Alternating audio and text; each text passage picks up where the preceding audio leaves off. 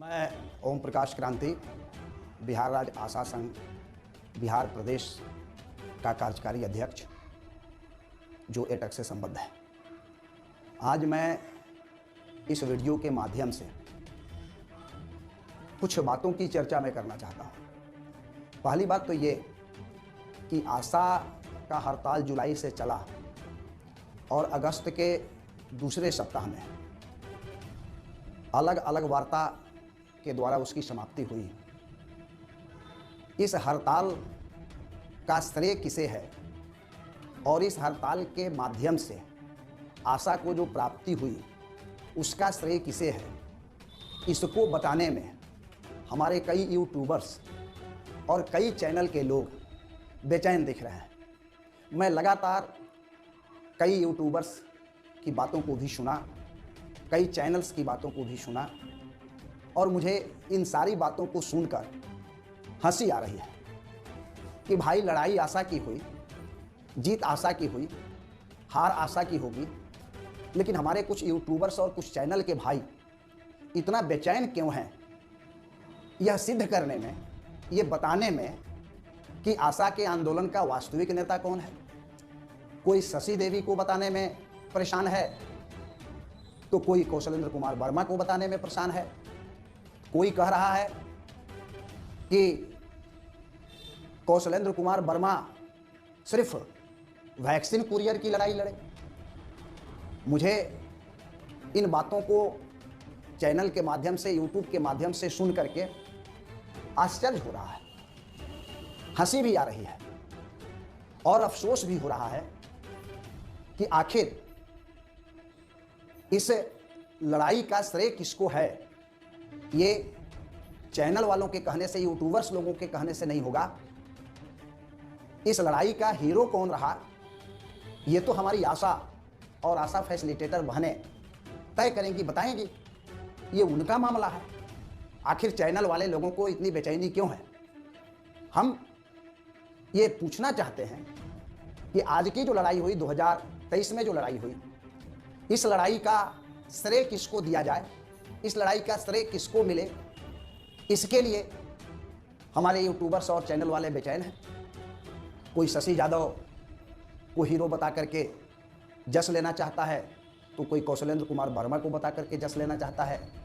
तो कोई कुछ कह रहा है, कोई कुछ कह रहा है। लेकिन मैं कुछ बातों की चर्चा मैं करना चाहता हूँ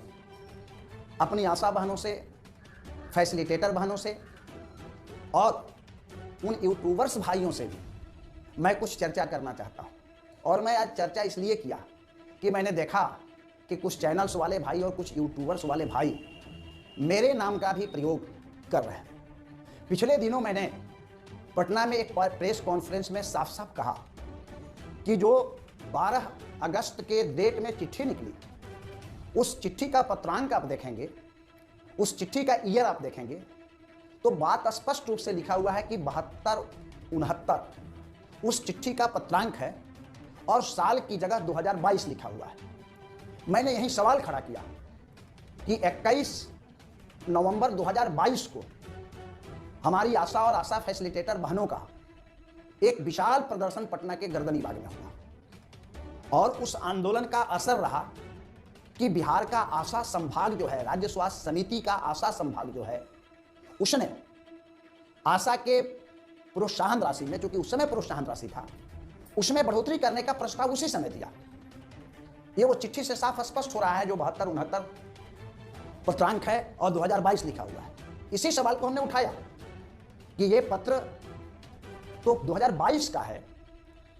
और उसी पत्र के आधार पर इस पूरे आंदोलन को दिग्भ्रमित करने का प्रयास तो किया ही गया है, बल्कि आशा संगठनों के बीच एक सोची समझी साजिश के तहत स्वास्थ्य विभाग के नौकरशाहों ने एक दरार भी पैदा करने का काम किया, ये मैंने कहा था। लेकिन मैं उन यूट्यूबर्स भाइयों से कहना चाहता हूं, उन चैनल वाले भाइयों से मैं कहना चाहता हूं कि आप जो आज बेचैन हैं कि इस 2023 के आशा की लड़ाई का श्रेय किसे दिया जाए, मैं आप लोगों से कहना चाहता हूं कि कुछ पुरानी बातों को भी आप जानने की कोशिश करें इतिहास के पन्नों को उल्टे बिना, इतिहास के पन्नों को पढ़े बिना, इतिहास के अनुभवों से सीखे बिना जल्दीबाजी में कुछ कह देना यह अशोभनीय है। आज 2023 के संघर्ष के लिए आप किसी को टोपी पहना सकते हैं, किसी को टोपी पहनाने का प्रयास कर रहे हैं, लेकिन मैं आप भाइयों से कहना चाहता हूं, यूट्यूबर्स भाइयों से और चैनल वाले भाइयों से, कि आप कह रहे हैं कि इस लड़ाई में शशि यादव आगे थी, कौशलेंद्र कुमार वर्मा कहीं नहीं थे, बिहार राज्य आशा संघ एटक नहीं था। मैं आप ही से कहना चाहता हूं कि जरा इतिहास के पन्नों को खंगालिए कि जब बिहार के शहरी क्षेत्र की आशा, जो नगर परिषद, नगर निगम, नगर पंचायत के अंतर्गत काम करती थी, उनको हटाने की चिट्ठी जब निर्गत हुई, उस समय शहरी क्षेत्र की आशा को फिर से काम पर रखवाने के लिए और राज्य स्वास्थ्य समिति ने शहरी क्षेत्र की आशा को हटाने का जो पत्र निर्गत किया था, उसे निरस्त कराने में किसकी भूमिका रही, ये तो जानने का प्रयास कीजिए। कौन उस समय लड़ा, किसके प्रयास से शहरी क्षेत्र की आशा बची और जो शेष बिहार के शहरी क्षेत्र थे, उन क्षेत्रों में भी आशा की बहाली हुई, आशा का चयन किया गया। ये जानने की जरूरत है। आपको यह भी जानने की जरूरत है कि जब आशा को जननी बाल सुरक्षा योजना के तहत 400 रुपये प्रोत्साहन राशि दिए जाते थे और राज्य स्वास्थ्य समिति ने बाकायदा पत्र जारी करके उस 400 रुपये में से 50 रुपये की कटौती करते हुए मात्र 350 रुपये का भुगतान का आदेश दिया, तो आशा के इस प्रोत्साहन राशि में कटौती नहीं हो, इसके लिए बिहार में किसने संघर्ष किया, इसके लिए बिहार में किसने लड़ा, ये आपको जानने की जरूरत है। आपको ये जानने की जरूरत है कि जब आशा के बहाली के उम्र के सवाल पर जब विवाद पैदा हुआ, क्योंकि पुरानी नियमावली के हिसाब से मिनिमम एज 25 वर्ष निर्धारित किया गया था और नए नियमावली के हिसाब से 18 वर्ष निर्धारित किया गया। इस 18 और 25 के लफड़ा में हमारी कई आशा बहनों का चयन संकट में फंस गया था। उस समय एक ही नियमावली हो आशा के लिए, और इसके लिए संघर्ष किसने किया, जिससे स्वास्थ्य समिति ने पुरानी नियमावली को निरस्त करते हुए नई नियमावली को मान्य किया और जिसके चलते हमारी कई आशा बहनों का चयन बच सका। इसको भी आपको जानने का प्रयास करना चाहिए। दूसरी बात मैं कहना चाहता हूं कि जब आशा के स्किल के लिए एग्जामिनेशन की बात आई, परीक्षा देने की बात आई, और जब ये कहा गया कि आशा को 3 परीक्षाओं में सम्मिलित होना पड़ेगा और उस परीक्षा में आशा पास नहीं करेगी तो उनका चयन रद्द हो जाएगा, इसके खिलाफ किसने इस बिहार की आशा को बचाने का काम किया, संघर्ष किया? पिछले दिनों आशा परफॉर्मेंस की, आशा के वर्क परफॉर्मेंस के आधार पर कुछ आशा को हटाने की बात चली। उन आशा बहनों को बचाने का काम क्यों किसने किया? ये बगैर इतिहास जाने मात्र 2023 के आंदोलन को अपना एजेंडा बना करके और ये वीडियो जारी कर देना, समाचार जारी कर देना कि इस आंदोलन के लिए फलाना व्यक्ति को ही हम टोपी पहना रहे हैं। आप यूट्यूबर्स के टोपी पहनाने से, आप चैनल वाले भाइयों के टोपी पहनाने से न किसी का टोपी चढ़ेगा न किसी का टोपी उतरेगा। इस पूरे बिहार की आशा जानती है कि चाहे वह शहरी क्षेत्र की आशा को बचाने का सवाल हो, आशा के उम्र का सवाल हो, आशा के जननी बाल सुरक्षा योजना के प्रोत्साहन राशि में कटौती जो हुई थी उसे वापस कराने का सवाल हो, या परफॉर्मेंस के नाम पर आशा को हटाने की साजिश के खिलाफ संघर्ष का सवाल हो, ये तमाम संघर्ष इस बिहार की धरती पर बिहार राज्य आशा संघ एटक के बैनर के तले लड़ा गया है। और हमारे नेता जो आज महासचिव हैं कौशलेंद्र कुमार वर्मा, उनके आह्वान पर, उनके नेतृत्व में, हम तमाम लोगों के नेतृत्व में, आशा बहनों के नेतृत्व में, चाहे वो बेगूसराय की आशा हो या पटना फुलवारी की आशा हो या बख्तियारपुर की आशा हो या हाजीपुर की आशा हो, दरभंगा की आशा हो, बेतिया की आशा हो, छपरा सिवान की आशा हो, जमुई की आशा हो, बांका की आशा हो, कहाँ कहाँ का मैं नाम रखूं, इन तमाम आशा बहनों के नेतृत्व में, आशा फैसिलिटेटर बहनों के नेतृत्व में बहुत सारी लड़ाइयाँ इस बिहार के अंदर आशा के बेहतर जीवन के लिए लड़ी गई। लेकिन आज सस्ती लोकप्रियता लेने और देने के लिए हमारे कुछ यूट्यूबर्स भाई, कुछ चैनल वाले भाई कभी टोपी पहना रहे हैं शशि यादव को, तो कभी टोपी पहनाने का प्रयास कर रहे हैं कौशलेंद्र वर्मा को। कोई कह रहा है कौशलेंद्र वर्मा कौन है, कोई कह रहा है कि कौशलेंद्र वर्मा तो सिर्फ कोरियर का नेतृत्व करते हैं। अरे सच्चाई जानने का प्रयास करें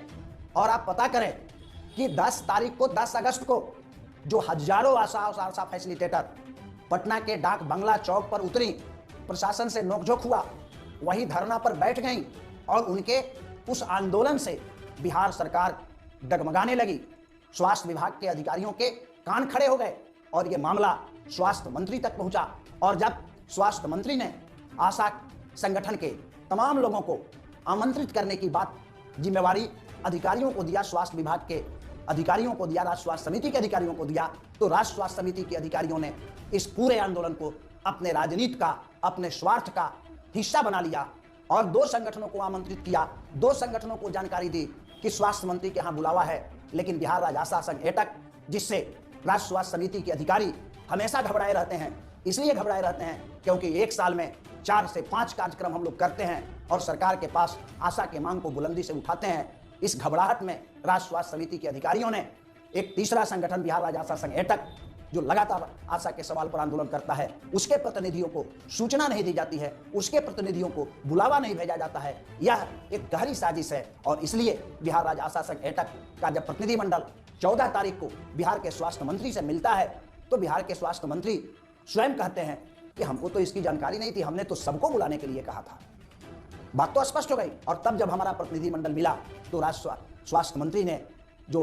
1500 रुपया पहले बढ़ोतरी की घोषणा की थी, उसमें 500 और इजाफा करने का आश्वासन दिया। अब लोग कह रहे हैं, पत्र के बारे में कह रहे हैं, कई लोग पत्र के बारे में पूछ रहे हैं। कैबिनेट की बैठक आज 22 तारीख को हो रही है और उस कैबिनेट के बैठक में इन सारी बातों पर चर्चा होगी, इन सारी बातों का निर्णय आ जाएगा, सामने निर्णय आ जाएगा। और हम लोगों ने तो कहा कि यदि सरकार आश्वासन देकर के अपने वादा से, अपने आश्वासन से मुकरती है तो अक्टूबर महीने में 15 अक्टूबर के बाद हम बिहार के तमाम पीएससी पर, बिहार के सभी जिला मुख्यालयों में सिविल सर्जन के सामने धरना और भूख हड़ताल करेंगे और फिर से नवंबर से हम हड़ताल में जाने की तैयारी करेंगे। क्योंकि हमारा डिमांड केवल बिहार सरकार से ही नहीं है, बल्कि भारत सरकार से भी हमारा डिमांड है। और भारत सरकार जो हमारी आशा बहनों को 2000 रुपये रूटीन वर्क के नाम पर देती है, हम उसे भी बढ़ा करके 5000 करने की मांग कर रहे हैं। और मकसद यही था कि यदि 5000 रुपया केंद्र सरकार कर देती है और बिहार सरकार 5000 रुपया कर देती है तो 10,000 रुपया इस महंगाई में मिनिमम हमारी आशा बहनों को मिलने लगेगा। ऐसे हम लोगों की मांग 25,000 की है, आगे भी 25,000 की मांग हम लोग करते रहेंगे। लेकिन सरकार की वित्तीय स्थिति, जो सरकार वित्तीय अभाव का, संकट का जो रोना रो रही है, उसको देखते हुए हम लोगों ने भी एक समझदारी बनाया था कि भारत सरकार और केंद्र बिहार सरकार दोनों सरकारें मिलकर के यदि हमारी आशा बहनों को 10,000 रुपया भी मानदेय घोषित कर देती है तो हम आने वाले दिनों में और वृद्धि के लिए हम लड़ाई लड़ेंगे, लेकिन हमारी आशा को जीने का एक आधार हो जाएगा। तो हमारी लड़ाई जारी है। हमने हड़ताल को स्थगित किया है। आने वाले दिनों में नवंबर महीना में, चूंकि 2024 में लोकसभा का चुनाव होने वाला है और इस लोकसभा के चुनाव को देखते हुए हम बिहार की आशा जो NRHM के तहत काम करती हैं, हम नवंबर में फिर से आंदोलन में जाने की तैयारी करेंगे। लेकिन मैं उन तमाम यूट्यूबर्स भाइयों और चैनल वाले भाइयों से निवेदन पूर्वक कहना चाहता हूं, आग्रह पूर्वक कहना चाहता हूं कि आप आशा के इस आंदोलन का टोपी अपने मन से किसी को पहनाने का प्रयास मत कीजिए। आपके टोपी पहनाने से न कोई नेता होता है, ना आपके टोपी पहनाने से किसी की नेतागिरी खत्म हो जाती है। हमारी बिहार की आशा बहनें जिसको नेता मानती हैं, जो उनके लिए मरने के लिए तैयार है, जो उनके लिए पिछले 16 वर्षों से मर रहा है, जो उनके लिए पटना से दिल्ली तक संघर्ष किया, जो उनके लिए लाठियां खाई, जो उनके लिए दिल्ली में गर्म पानी का बौछार झेला, आप उस इतिहास को उलटने का प्रयास कीजिए। और इस तरह से ये अलबल वीडियो, अलबल चैनल पर न्यूज चला करके बिहार की आशा को दिग्भ्रमित करने का प्रयास न करें, ये मेरा निवेदन है। और मैं फिर से कहना चाहता हूं कि 2005 में आशा की बहाली हुई और 2007 से बिहार राज्य आशा संघ एटक लगातार आशा के सवालों को लेकर के संघर्ष करते आ रहा है। आप 2007 से लेकर के 2023 तक 16 वर्ष का समय होता है। 16 वर्ष के आंदोलन के इतिहास का आप अध्ययन करें, तब आपको पता चलेगा कि बिहार के आशा आंदोलन का टोपी पहनने का हकदार कौन है, वास्तविक रूप से हकदार कौन है, ईमानदारी के साथ कौन हकदार है जो बिहार राज्य आशा के आंदोलन का टोपी पहन सकता है। इसलिए मैं इस वीडियो के माध्यम से अपनी इन्हीं बातों को कहते हुए, और पुनः यदि मेरे इस वीडियो से किसी को तकलीफ हो, किसी को दुख हो, तो खेद व्यक्त करते हुए, उनसे क्षमा मांगते हुए, मैंने सच्चाई को इस वीडियो के माध्यम से बिहार की आशा के सामने विचार करने के लिए मैं प्रस्तुत